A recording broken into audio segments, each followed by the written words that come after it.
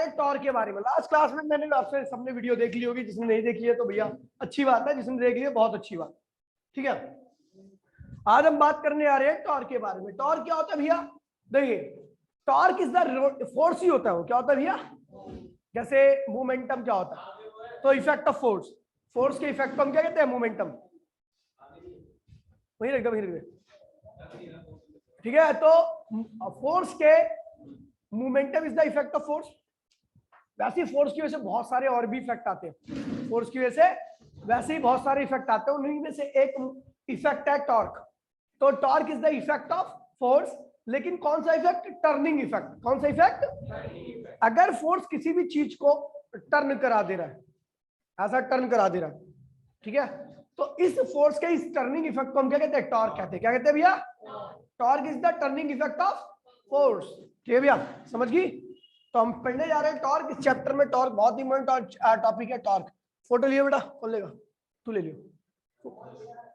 Torque turning effect of turning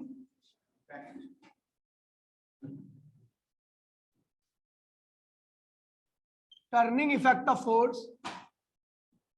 force is known as torque. अगर force किसी भी चीज को टर्न करा रहा है, दरवाजे को आप टर्न कराते हो, खिड़की को टर्न कराते हो, रिंच को टर्न कराते हो, बहुत सारी ऐसी चीजें होती है जिसको आप टर्न कराते हो, झूला टर्न होता है, तो इन सब में जिस फोर्स की आवश्यकता होती है और उस फोर्स की वजह से जो इफेक्ट आ रहा है उसी को हम क्या कहते हैं भैया? टॉर्क कहते हैं। तो टॉर्क कुछ और नहीं है, टर्निंग इफेक्ट ऑफ फोर्स है। बस इसकी डेफिनेशन इतनी ही सफिशिएंट है, ध्यान दीजिएगा भैया।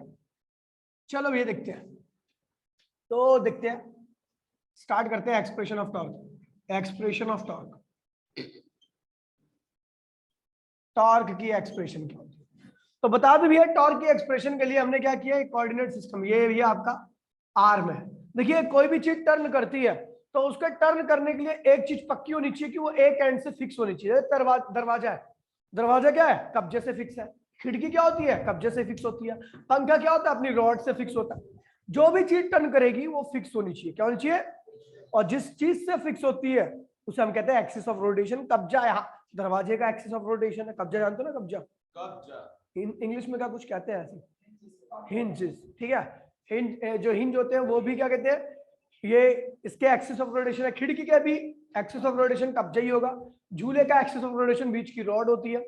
पंखे का एक्सिस ऑफ रोटेशन इसकी रॉड होती है ना? तो मतलब कोई भी चीज टर्न करती है तो उस केस में एक फिक्स एक्सिस होता है जिसको हम क्या कहते हैं? Axis of rotation. और उसी के अलावा चीजें क्या होती हैं? आपकी रोटेट करती है। ठीक है, तो हमने क्या किया? इस रॉड को फिक्स कर दिया, तो ये क्या हुआ? Axis of rotation. A R का मतलब होता है एक्सिस ऑफ रोटेशन। और जिस आर्म को मैं घुमा रहा हूं उसकी लंबाई क्या है? आर। ठीक है, मैंने इसके ऊपर फोर्स इस तरीके से लगाया, फोर्स ये रहा। तो ये देखिए, आर्म की डायरेक्शन क्या है? ये है। आर्म की डायरेक्शन क्या है? ये है। और फोर्स की डायरेक्शन ये है। तो इनके बीच में एंगल क्या बनेगा? थीटा। क्या बनेगा? थीटा।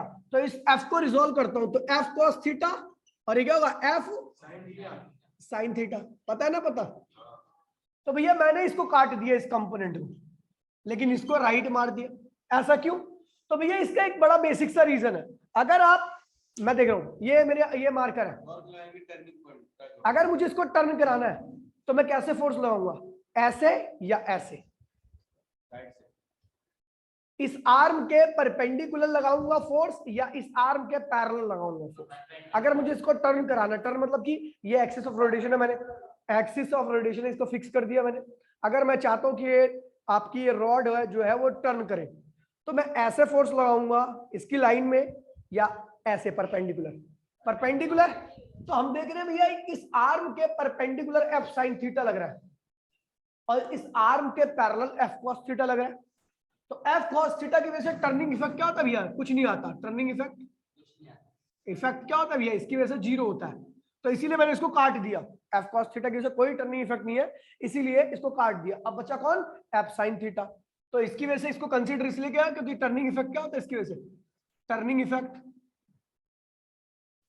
क्या होता है भैया? Greater than zero. ठीक है भैया, इसलिए इसको कंसीडर कर लिया। तो हम टॉर्क में वही कंपोनेंट लेते हैं फोर्स का जिसकी वजह से टर्निंग इफेक्ट आ रहा है। एफ कॉस थीटा की वजह से नहीं आता, इसलिए इसको हटा दिया।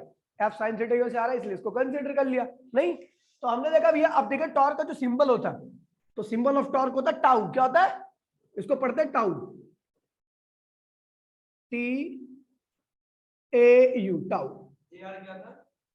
अब रुक जाओ, एक्सिस ऑफ रोटेशन, ठीक है भैया, टाउ है। एक सेकंड रुक जाओ, इसको थोड़ा वीडियो लैग कर लीजिए।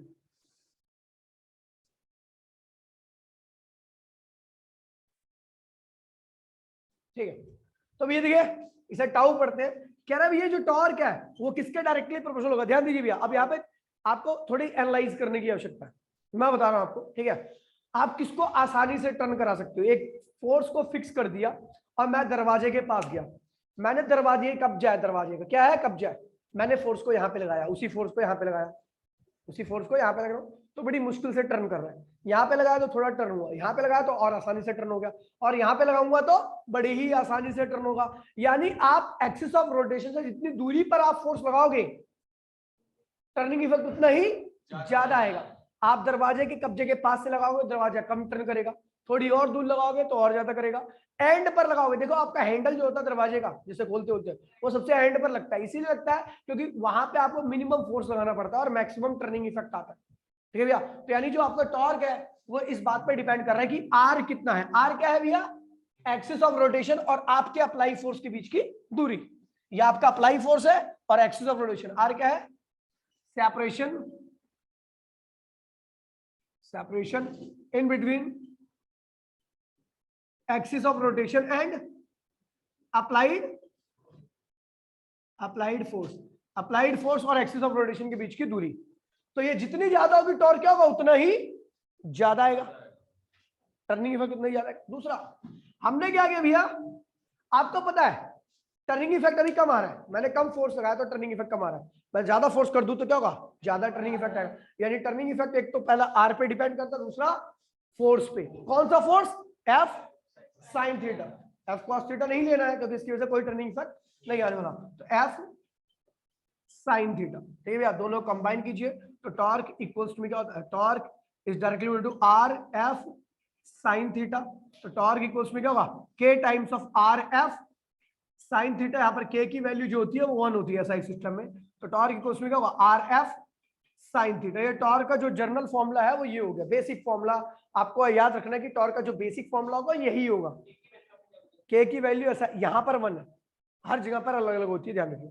अब ध्यान दीजिए भैया, हाँ स्पेशल केस में मैं कह दूं if theta equals to 90 degree. इसका मतलब क्या है, इफ थीटा किसके बीच का एंगल है भैया, फोर्स और रेडियस के बीच की डायरेक्शन की। मैंने कहा थीटा इज 90 डिग्री, तो यानी क्या हुआ, रेडियस और फोर्स एक दूसरे क्या है, परपेंडिकुलर है। तो इस केस में टॉर्क क्या आएगा, देन टॉर्क इक्वल्स टू क्या हुआ, यहाँ पे 90 रखो तो क्या हुआ, साइन 90 होता है 1, तो टॉर्क क्या हो गया, एफ आर। ये मैक्सिमम टॉर्क है क्या है भैया, यानी अगर आप फोर्स और रेडियस एक्सिस, जो रेडियस है जिसके ऊपर आप फोर्स लगा रहे हो, जिस आर्म के ऊपर फोर्स लगा रहे हो उसके ऊपर आप परपेंडिकुलर फोर्स लगाते हो तो उस वक्त मैक्सिमम टर्निंग इफेक्ट आएगा। और अगर कुछ और एंगल से फोर्स लगाओगे तो टर्निंग इफेक्ट की वैल्यू क्या होगी, कम हो जाएगी। सबसे ज्यादा कहां पे आएगा, 90 डिग्री पे, आपने देखा होगा। ठीक है, और दूसरा केस है इफ थीटा इक्वल्स टू में 0 डिग्री, यानी क्या हुआ, आर पैरेलल टू एफ। अब देखिए भी ये आर्म है, ये क्या है आपका आर्म है।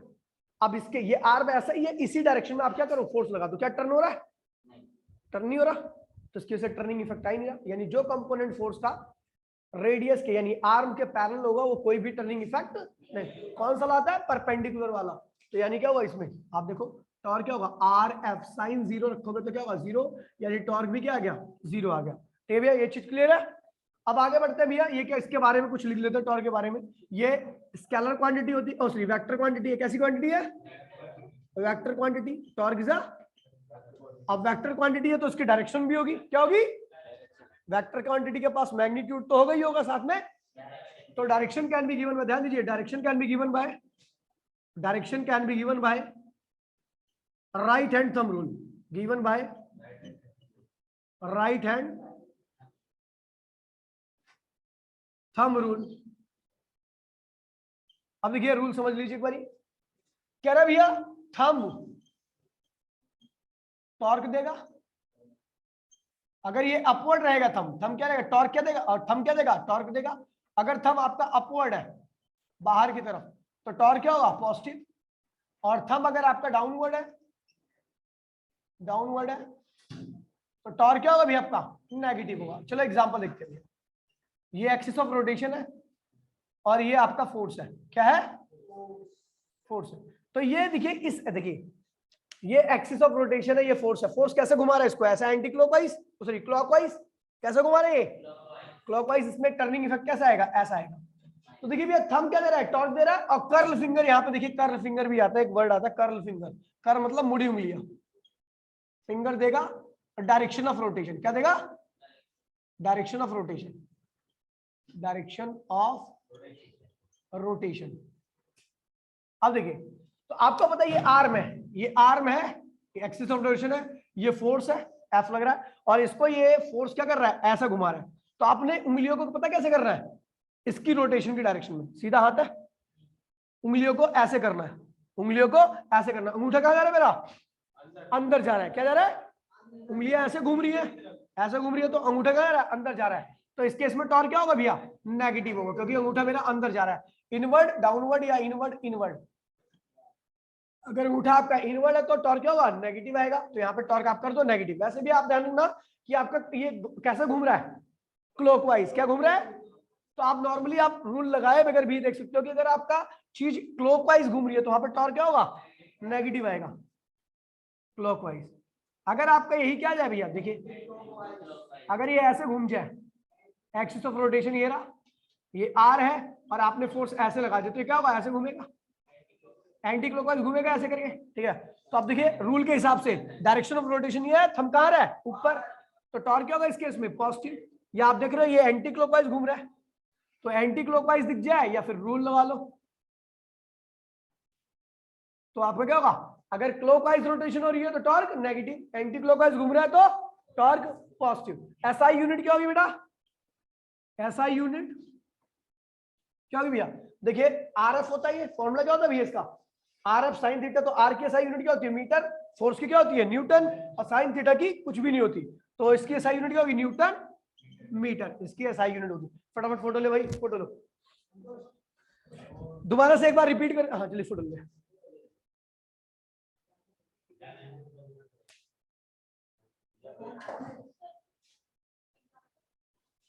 एग्जाम्पल दिया तो दरवाजे को टर्न करा रहे हो?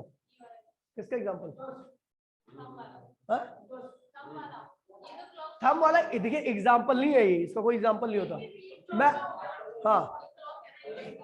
हाँ क्लॉकवाइज जब घड़ी की डायरेक्शन में चलेगा टर्निंग इफेक्ट आएगा। ओए साइन कन्वेंशन हम खुद से लेते हैं। जब घड़ी की डायरेक्शन में टर्निंग इफेक्ट आएगा तो नेगेटिव, जब घड़ी की उल्टी डायरेक्शन में टर्निंग इफेक्ट आएगा तो पॉजिटिव। ये याद रखना आपको, ये साइन कन्वेंशन है, ये आपने ले रखा है इसको, इसका कोई एग्जाम्पल नहीं होता। ठीक है, वैसे स्क्रू रूल के हिसाब से भी कह सकते हो, अगर आप एंटी क्लॉकवाइज स्क्रू को घुमाओगे ना तो बाहर आता है, तो यहाँ पे एंटी क्लॉकवाइज टर्निंग इफेक्ट क्या आ रहा है? बाहर आ रहा है, तो पॉजिटिव। और अगर क्लॉकवाइज स्क्रू को घुमाओगे तो अंदर जाता है, तो क्या होता है भैया? वो नेगेटिव आता है, जो चीज अंदर जाएगी। ठीक है, मतलब नेगेटिव एक्सिस की तरफ जा रही है। ठीक है, टाइम नहीं भैया, फोटो ले ली, हो गया। अब आगे बढ़ रहे हैं भैया। तो दोबारा बता दूं टॉर्क क्या है? कुछ और नहीं है, फोर्स ही है, बस इसका फोर्स का टर्निंग इफेक्ट क्या कहलाता है? टॉर्क कहलाता है। टॉर्क जो है वो डिपेंड करता है आप कितनी दूरी पर फोर्स लगा रहे हो, यानी आर पर, और कितना ज्यादा फोर्स लगा रहे हो, यानी एफ पर। ठीक है भैया, और एफ के कंपोनेंट पर। कौन सा कंपोनेंट? Perpendicular component. और कौन सा कंपोनेंट परपेंडिकुलर होता है? तो यहाँ पे एफ साइन थीटा। तो torque is directly equal to r, torque is directly equal to f sine theta. Combine करके इक्वेशन निकाली और बहुत सारी चीजें ड्राइव की। ठीक है भैया, कोई दिक्कत तो नहीं है? ठीक है, अब आता है भैया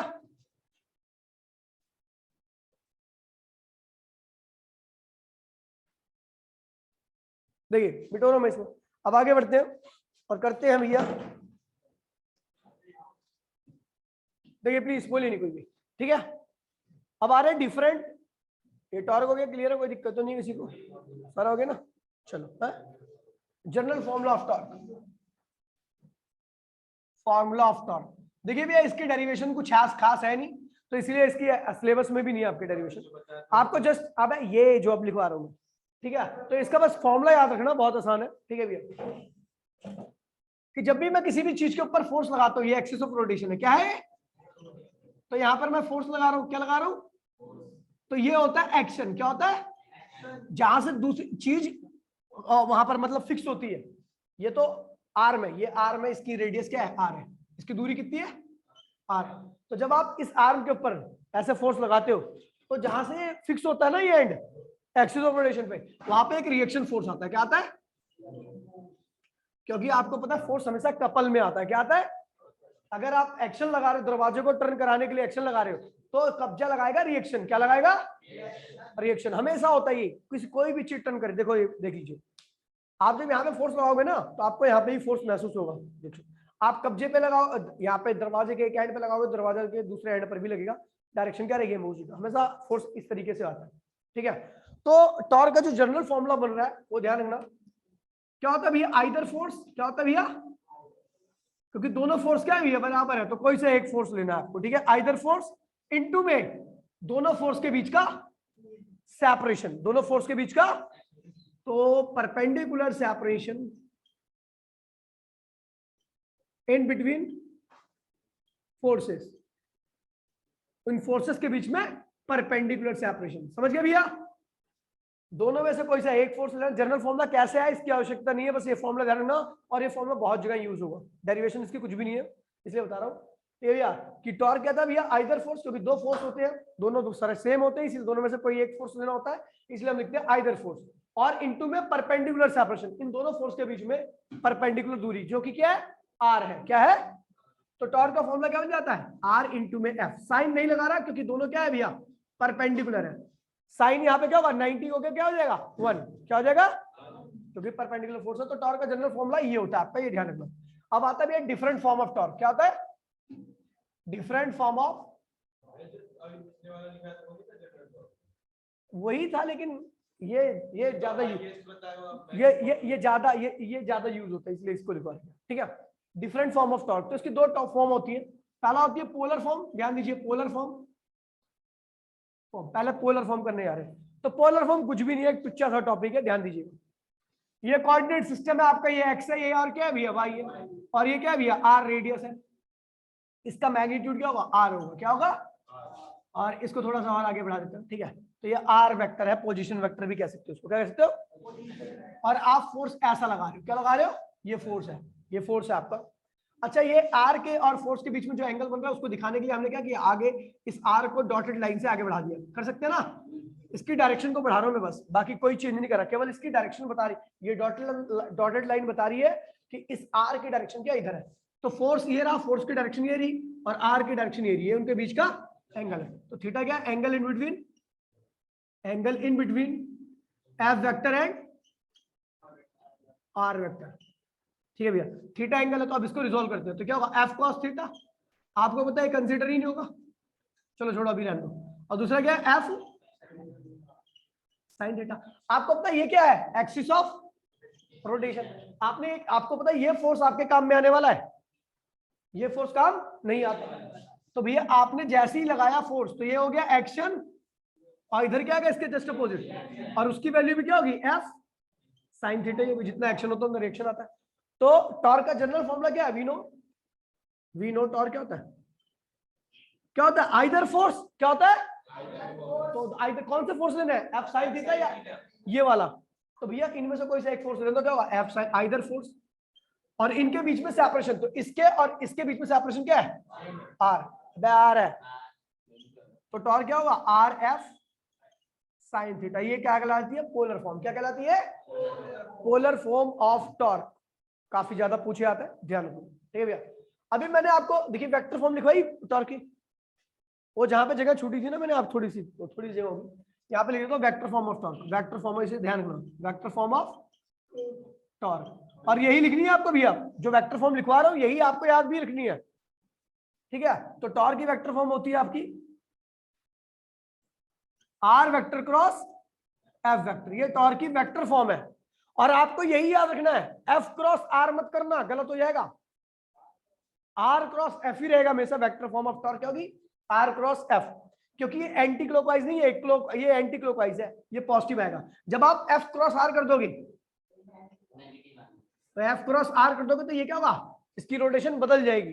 ठीक है भैया, और ये क्या होगा? रिजल्ट इसका नेगेटिव आ जाएगा।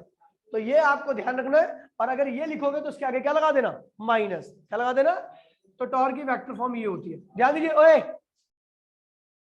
जनरल फॉर्मूला ये था। वेक्टर फॉर्म आपको ये याद रखनी है, अगर ये लिख रहे हो तो नेगेटिव लगा देना। डिफरेंट फॉर्म ऑफ टॉर्क, उसमें पहली फॉर्म क्या है, पोलर फॉर्म। अब पोलर फॉर्म में हमने क्या किया था, एक आर्म था उसके ऊपर फोर्स इस तरीके से लगा दिया, आर्म के और फोर्स के बीच में एंगल थीटा था, तो फोर्स को रिजॉल्व कर लिया, F cos theta F sine theta. ये एक्शन हो गया, तो इधर क्या आएगा भैया, रिएक्शन आएगा, रिएक्शन आएगा। तो भैया हमें टॉर्क का formula theta is the angle between f vector और, समझिए भैया। चलो मैंने टॉर्क का फॉर्मूला क्या बताया, आइदर फोर्स, दोनों में से कोई सा एक फोर्स और इनके बीच की दूरी, तो ये हो गया टॉर्क की पोलर फॉर्म। फोटो ले भी,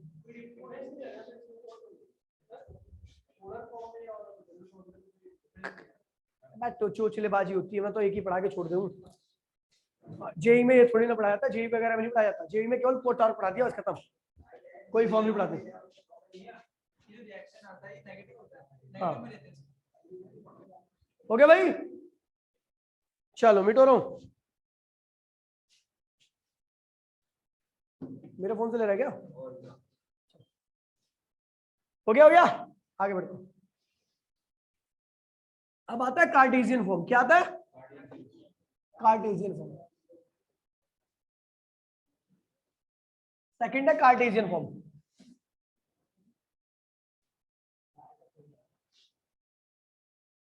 कार्टेशियन कुछ भी नहीं है, टुच्चा सा टॉपिक है ये, ध्यान दीजिए।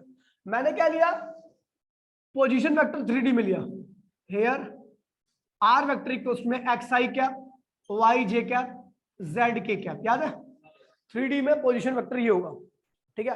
और आप इस पोजीशन वेक्टर को रोटेट करा रहे हो, क्या कर रहे हो, तो आपको जो फोर्स इस्तेमाल करना पड़ेगा वो भी क्या होगा, 3D में ही होगा, क्या होगा, तो एफ वेक्टर क्या होगा, एफ एक्स आई कैप एफ वाई जे कैप एफ जेड के कैप। और आपको पता है आपने इस पोजीशन वेक्टर को इस फोर्स से रोटेट कराया, तो जो टॉर्क आएगा वो भी 3D होगा। देन टॉर्क वेक्टर क्या होगा, टाउ एक्स आई कैप टाउ वाई जे कैप और टाउ जेड के कैप, टॉर्क ही आया।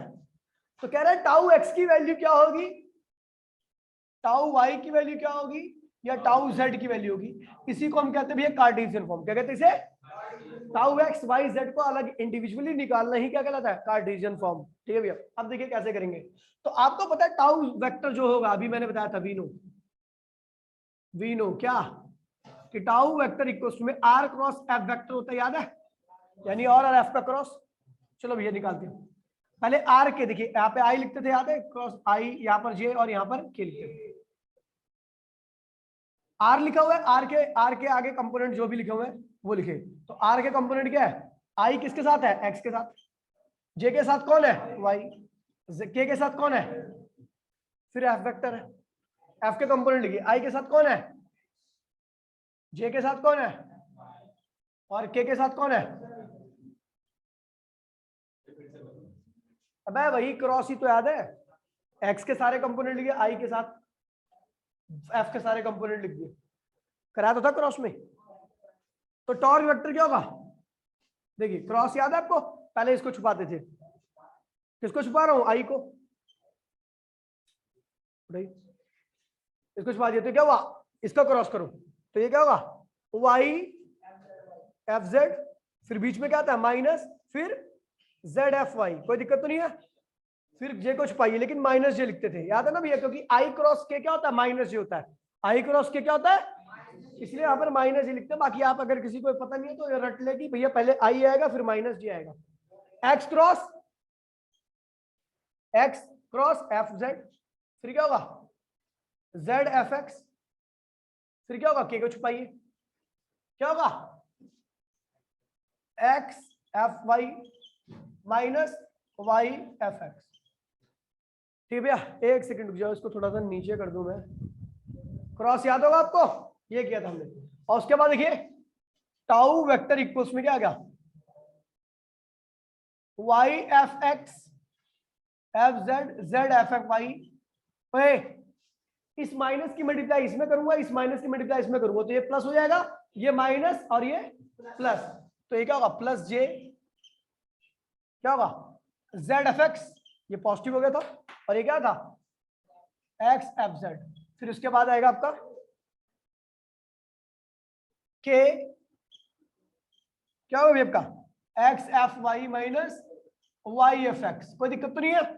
चलो भैया अब आपको पता है भैया टॉर्क वेक्टर जो है उसकी वैल्यू क्या होगी, ये होगी टाउ एक्स आई कैप टाउ वाई जे कैप टाउ जेड के कैप बराबर में इस पूरे को एज इट इज कॉपी कर लूं। ठीक है यहाँ पर तो अब देखिए अगर मैं इसको कंपेयर करूंगा इसको तो इससे कंपेयर करूंगा आई वाले से, इसको इससे कंपेयर करूंगा जे वाले से और इसको इससे कंपेयर करूंगा के वाले से। ठीक है भैया तो जब आप इसको और इसको कंपेयर करोगे देखिए दो चीजें अगर इस साइड ये साइड बराबर है दोनों तो उनके कॉरेस्पॉन्डिंग पार्ट्स भी क्या होते हैं, बराबर ही होते हैं। तो आई वाला पार्ट जो होगा आई के बराबर होगा यानी दिस बराबर में दिस, तो आई से आई क्या हुआ कैंसिल, तो टाउ एक्स की वैल्यू क्या आएगी y f z minus z f y. ये वाला पार्ट बराबर में ये वाला पार्ट तो जे से जे क्या हुआ कैंसिल, तो टाउ वाई की वैल्यू क्या होगी Z F x minus x f Z. ठीक है भैया और ये वाला पार्ट बराबर में ये वाला पार्ट तो क्या होगा भैया टाउ जेड इक्वल्स टू में जेड इक्वल्स में x f y minus y f x. ठीक है भैया तो ये क्या कहलाती है भैया कार्टेशियन फॉर्म। क्या कहलाती है, कुछ भी नहीं है। हाँ जल्दी से लिखो भी, जल्दी फोटो ले फोटो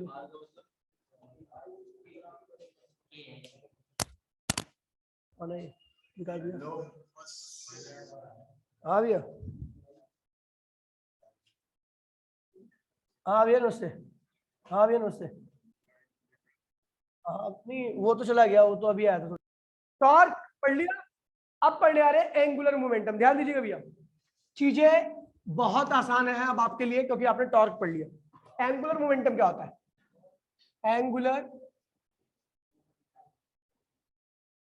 मोमेंटम, एंगुलर मोमेंटम क्या होता है देखिए भैया फोर्स की वजह से जो टर्निंग इफेक्ट आता है उसको हम टॉर्क कहते हैं। क्या कहते हैं, फोर्स की वजह से जो टर्निंग इफेक्ट है उसको हम। लेकिन अगर कोई बॉडी है जिसके पास मोमेंटम है मास इनटू में वेलोसिटी है और वो टकराएगी तो इसकी वजह से ही मूवमेंट आएगा। अब कोई कोई चलती बॉडी है कार वार है इससे टकराई इस वाले हैंड से तो क्या होगी इसे टर्न करा देगी। तो जो टर्निंग इफेक्ट मोमेंटम की वजह से आता है, टर्निंग इफेक्ट जो मोमेंटम की वजह से आता है उसी को हम क्या कहते हैं भैया एंगुलर मोमेंटम। क्या कहते हैं भैया, तो डेफिनेशन क्या होगी, the turning effect due to the turning effect due to momentum, the turning effect due to momentum is known as angular momentum। ठीक भैया वो टर्निंग इफेक्ट जो मोमेंटम की वजह से आता है उसी को हम क्या कहते हैं भैया एंगुलर मोमेंटम। आपने नॉर्मली देखा होगा, देखिए ये आपका आर्म है, क्या है ये एक्सिस ऑफ रोटेशन है और आपने इस मोमेंटम से इस आर्म पर चोट की, इस मोमेंटम से इस आर्म पर, इसकी रेडियस क्या आर है।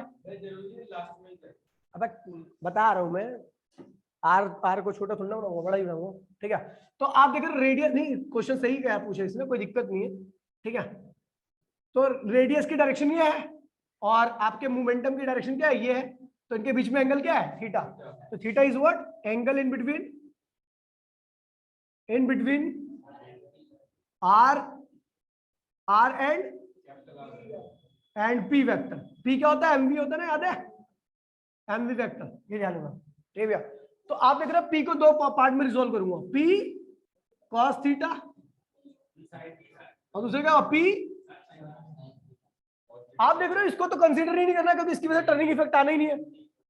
इसको कंसीडर करेंगे तो इसकी वजह से टर्निंग, लेकिन जो यहां पर टर्निंग इफेक्ट आता है उसको हम एल से रिप्रेजेंट करते हैं। किससे, वहां पर टाउ से, यहां पर एल से। तो हियर जो एंगुलर मोमेंटम है वो डायरेक्टली बोल रहे हैं भैया किसके, आर के। आपको पता है जितनी ज्यादा दूरी पर दरवाजे के चोट करोगे कब्जे से उतने ज्यादा क्या आएगा, टर्निंग इफेक्ट आएगा। तो आर के डायरेक्टली है और L is directly to p sine theta, cos theta तो नहीं लिख सकता। तो एल इज डायरेक्टली टू क्या होगा, आर पी साइन थीटा। तो एल इज इक्वल्स टू में k times of r p sine theta where k equals to में 1 हो गया आपका। तो ये क्या होगा, एल इक्वल्स टू में आर पी साइन थीटा। ये क्या होगा भैया, आरपी साइन थीटा, ये एंगुलर मोमेंटम का फॉर्मूला है। अब इसमें केस देखिए, इफ थीटा इक्वल्स टू में 90 डिग्री, आपको पता है थीटा 90 का मतलब क्या है, आर और पी दोनों एक दूसरे क्या है, परपेंडिकुलर, तो टॉर्क क्या होगा, एंगुलर मोमेंटम क्या होगा, आरपी, ये मैक्सिमम होगा, इसको लिख सकते हो आरपी, पी की वैल्यू क्या है, एमवी, क्या है, ये मैक्सिमम टॉर्क आता है। एमवीआरबी आपने सुना होगा, इसका फॉर्मूला केमिस्ट्री के चैप्टर नंबर 2 में, जहां पे हम इलेक्ट्रॉन के एंगुलर मोमेंटम की बात कर रहे थे, ठीक है। If theta equals to 0 degree, क्या है, 2 atom, if theta equals to 0, तो r is parallel to p vector. तो मैंने बताया भैया, ये तो ये आर के ये वाला कंपोनेंट क्या पैरेलल है, इसको कंसीडर नहीं करते क्योंकि इसकी वजह से कोई टर्निंग इफेक्ट नहीं आता। तो ठीक है भैया, तो हमने क्या किया, एल इक्वल्स में यहाँ पर इस केस में एंगुलर मोमेंटम क्या होगा, 0 आएगा, ठीक है। अब इस चीज को ध्यान रखना। बाकी वेक्टर फॉर्म इसकी क्या होती है, vector form L vector equals to में आर क्रॉस पी वेक्टर। अगर आप इसको देखोगे तो एल वेक्टर इक्वल्स में पी क्रॉस आर के आगे क्या आएगा, माइनस का sign, direction right hand thumb rule वही। अगर आपका टर्निंग इफेक्ट मोमेंटम की वजह से क्या आ रहा है भैया, क्लॉकवाइज, क्या आ रहा है, एंटी क्लॉकवाइज, ये क्या आ रहा है, एंटी क्लॉकवाइज, तो आपका एल क्या होगा, पॉजिटिव। और आपका अगर ये एक्सिस ऑफ रोटेशन, और अगर आपका ये आर मोमेंटम की वजह से ऐसा क्लॉकवाइज घूम रहा है, तो ये एंगुलर मोमेंटम क्या होगा भैया, नेगेटिव होगा। एसआई यूनिट क्या होगी इसकी,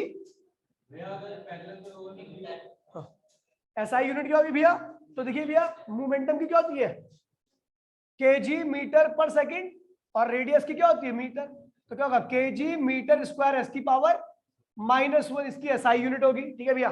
और डायमेंशन फॉर्मूला लिखना हो तो इसका एल का डायमेंशन फॉर्मूला क्या होगा, केजी का मास, मीटर का लेंथ, सेकंड का टाइम, -1 2, ये इसका डायमेंशन हो गया, ठीक है भैया।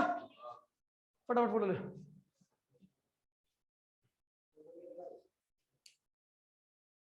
ठीक है। अब different form of angular momentum, हाँ ना, समझा, डर कर रहा है,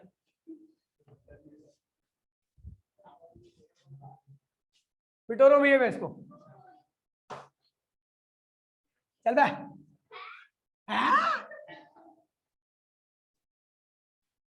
देखिए भैया डिफरेंट फॉर्म ऑफ टॉर्क। अच्छा, जनरल फॉर्मूला इसका क्या होगा, तो भैया देखिए जनरल फॉर्मूला होगा, फॉर्मूला कुछ नहीं है, इसको याद करने की आवश्यकता भी नहीं होगी, ठीक है भैया।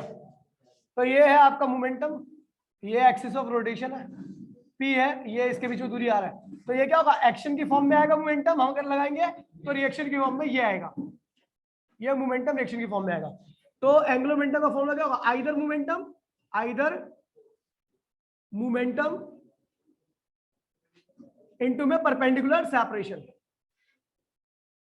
ये इसका जनरल फॉर्मूला हो गया, ठीक है भैया। Different form of angular momentum, अलग अलग फॉर्म होती है एंगुलर मोमेंटम की। पहली क्या है भैया, पोलर, कुछ नहीं कर रहा, ये कोऑर्डिनेट सिस्टम है, ये एक्स है, ये वाई है, ओए ये एक्सिस ऑफ रोटेशन है, ये आपका आर्म है, इसकी मैग्नीट्यूड ये है इसका, और ये आपका फोर्स है, तो इनके बीच का एंगल क्या है, थीटा, और सॉरी फोर्स नहीं, मोमेंटम है, तो क्या होगा, पी कॉस थीटा, और ये क्या होगा, पी साइन थीटा। आपको पता है ये एक्शन की फॉर्म में, तो रिएक्शन क्या होगा, इधर आएगा, तो एंगुलर मोमेंटम क्या होगा, आइदर मोमेंटम यानी पी साइन थीटा इनटू में सेपरेशन क्या भैया, आर है, एल क्या हुआ, आर पी, ये भैया क्या आ गई, पोलर फॉर्म, क्या आ गई। अब कार्टेशियन फॉर्म लिखते हैं,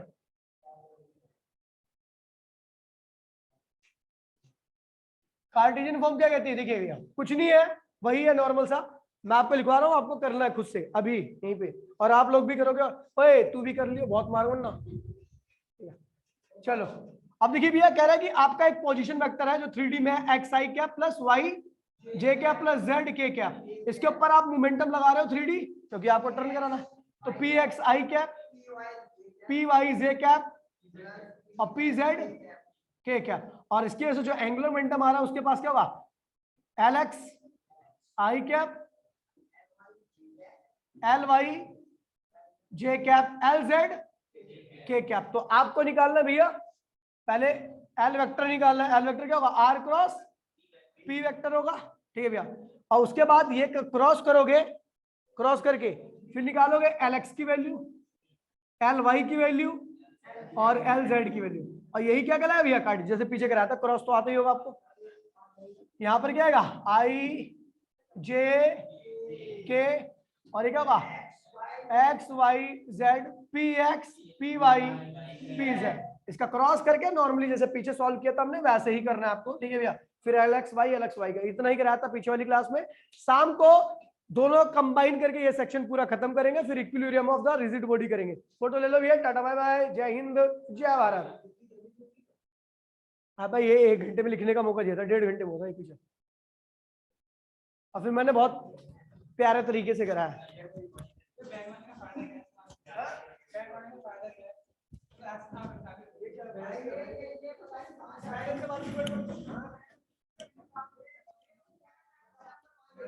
मैडम से बात करें और